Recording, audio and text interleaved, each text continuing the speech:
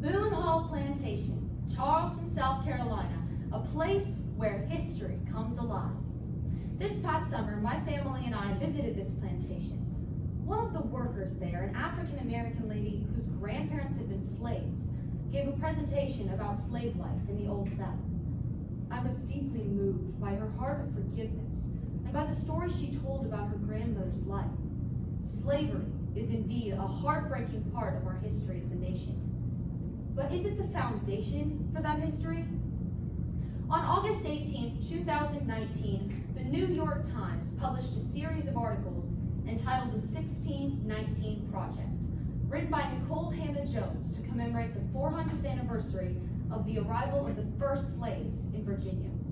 In the article, Miss Jones claims that 1619 is the year of our true founding. The premise for the project states, the 1619 Project aims to reframe the country's history, understanding 1619 as our true founding and placing the consequences of slavery and the contributions of Black Americans at the very center of the story we tell ourselves about who we are.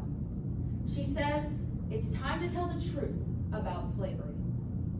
Yes, it is time to tell the truth about slavery, and it's time to tell the truth about the 1619 Project. I do not wish to diminish the evils of slavery or our sin as a nation in the trafficking of human beings. Slavery is a terrible part of our history, but it is not the foundation of our history.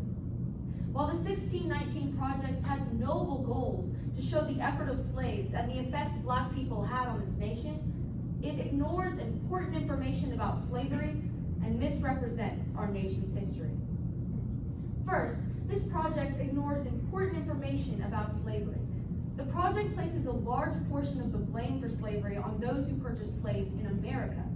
In reality, however, the Africans themselves originally captured their own people or members of other tribal groups prior to the selling of slaves by the European traders. An article from the College of Charleston's Low Country Digital Library states, individuals from one African group regularly enslaved captives from another group because they viewed them as outsiders. Furthermore, the 1619 Project says, within the 13 colonies, there was a brutal system of slavery, unlike anything that had existed in the world before. However, during the time of the American Revolutionary War, far more people in the world than just the Americans were involved in the proliferation of slavery. Not only was Europe involved, but the South American countries of Brazil, Haiti, Cuba, Jamaica, and the West Indies also participated in the slave trade. In fact, in those countries, slaves were worked so hard that they often died from the amount of labor, and more slaves were constantly being shipped over to make up for the ones that had perished.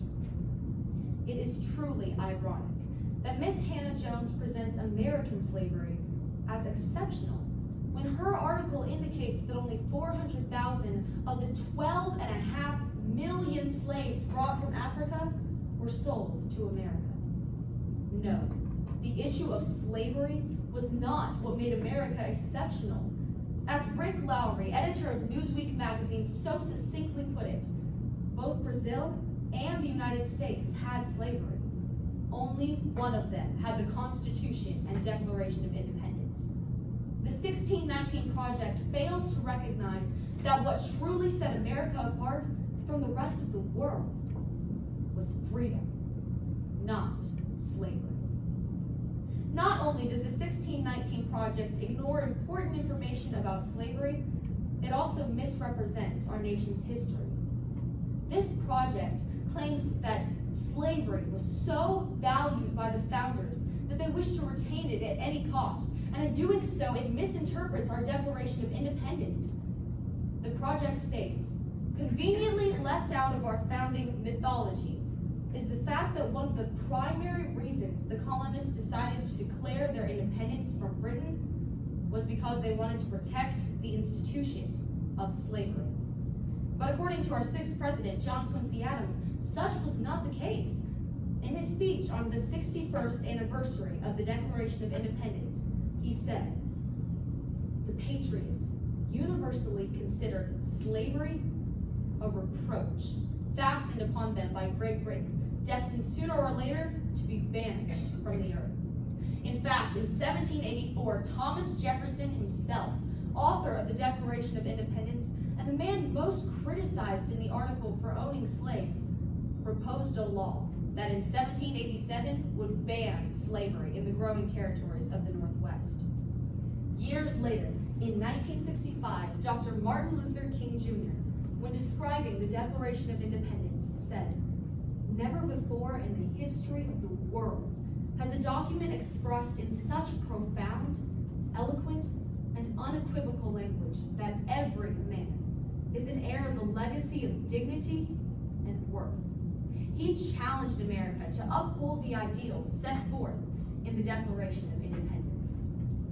The 1619 Project is full of overstatement and bias that robs us of the nobility of our heritage because it calls into question our founding fathers' motives in fighting for liberty.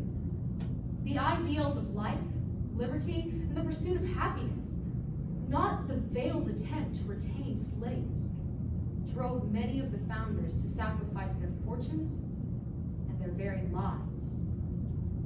In conclusion, we can clearly see that the 1619 Project ignores important information about slavery and misrepresents our nation's history.